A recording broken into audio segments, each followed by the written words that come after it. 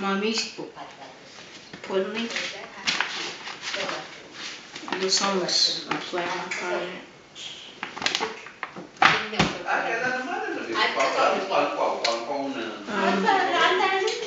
My book holder. I used to hold the book when I play. So I read notes. You know, cards, you play games.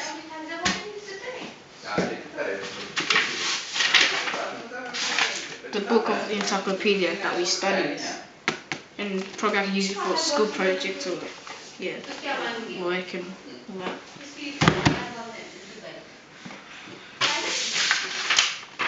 Favorite Michael Jackson songs.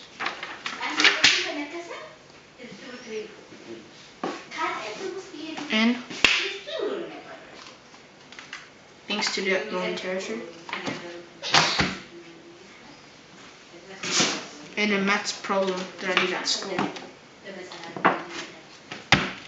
Oh, and it says here, Jack has 39 lollies and shares 7 lollies with his sister Stephanie. How many left does Jack have now? The answer is 5 remaining 4. And in a shop there are Easter eggs. It costs $3 per 1 Easter egg. If customers buy 10 Easter eggs, how many will it cost? The answer is $30.